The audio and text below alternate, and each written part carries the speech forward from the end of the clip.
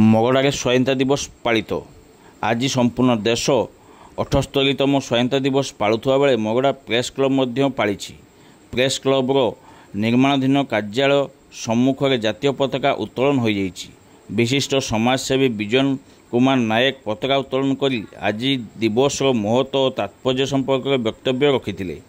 ଏହି କାର୍ଯ୍ୟକ୍ରମରେ ସ୍ଥାନୀୟ ବିଦ୍ୟାଳୟ କଲୋନୀ ଉଚ୍ଚ ପ୍ରାଥମିକ ବିଦ୍ୟାଳୟର ଛାତ୍ରଛାତ୍ରୀମାନେ ସାମିଲ ହୋଇଥିଲେ। ଏହାର ନେତୃତ୍ୱ ନେଇଥିଲେ ପ୍ରଧାନ ଶିକ୍ଷୟିତ୍ରୀ ସବିତା ବେହେରା, ମାନିନୀ ପାତ୍ର, ତିଲୋତ୍ତମା ତୋରେଇ, ପ୍ରଭାକର ସେଠୀ। ସେହିପରି ପ୍ରେସ୍ କ୍ଲବର ସଭାପତି ଘାସିରାମ ବେହେରା, ସାଧାରଣ ସମ୍ପାଦକ ଅବିନାଶ ମହାନ୍ତି, ଉପସଭାପତି ସୁଧାଂଶୁ ରାଉତ, ପରିଚାଳନା କମିଟି ସମ୍ପାଦକ ଚିତ୍ତରଞ୍ଜନ ବେହେରା, ପରିଚାଳନା କମିଟିର ବରିଷ୍ଠ ଉପଦେଷ୍ଟା ପ୍ରଦୀପ ମହାନ୍ତ, କୋଷାଧ୍ୟକ୍ଷ ଷଡ଼ାନନ ପାଣିଗ୍ରାହୀ, ସହ ସମ୍ପାଦକ ତୁଷାରକାନ୍ତ ବେହେରା ଏବଂ ସଦସ୍ୟ ଅଜୟ ମହାନ୍ତ, ବିଭୁଦତ୍ତ ବେହେରା, ମନୋଜ ବେହେରା ତତ୍ସମେତ ସେହିପରି ମଗଡ଼ା ପଞ୍ଚାୟତ ସରପଞ୍ଚ ରବି ସିଂ, ୱାର୍ଡ ସଭ୍ୟ କମଳାକାନ୍ତ ମହାନ୍ତ, ଉତ୍ପଳ ମହାନ୍ତ, ସମାଜସେବୀ ଅଞ୍ଜନ ନାୟକ, ଚନ୍ଦ୍ରକାନ୍ତ ଜେନା, ରଣଜିତ ମହାପାତ୍ର, ଜ୍ୟୋତିପ୍ରକାଶ ପାଣିଗ୍ରାହୀ, ଦିଲ୍ଲୀପ ଧୋଳ, ସତ୍ୟବାନ ବେହେରା, ମନୋଜ ଧୋଳ, ସର୍ବେଶ୍ୱର ବାରିକ, ବାପି ରାଉତ।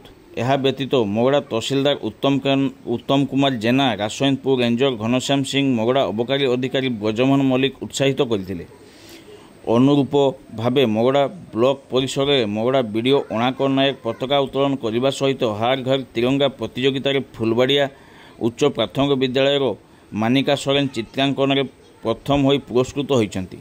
ସେହିପରି ବିଭିନ୍ନ ସ୍କୁଲ ଏବଂ ସରକାରୀ ବେସରକାରୀ କାର୍ଯ୍ୟାଳୟରେ ପତାକା ଉତ୍ତୋଳନ ହୋଇଥିବା ବେଳେ ମଗଡ଼ା ଜେଏମ୍ଏଫ୍ସି କୋର୍ଟ ପରିସରରେ ବିଚାରପତି ସ୍ମୃତି ପଟ୍ଟନାୟକ ମହାଶୟା ପତାକା ଉତ୍ତୋଳନ କରିଥିଲେ। ସେହିପରି ମଗଡ଼ା ବଜାରରେ ବଣିକ ସଂଘ ସହିତ ବିଜେପି କର୍ମକର୍ତ୍ତା ସାମିଲ ହୋଇ ପତାକା ଉତ୍ତୋଳନ କରିଥିବା ଜଣାଯାଇଛି।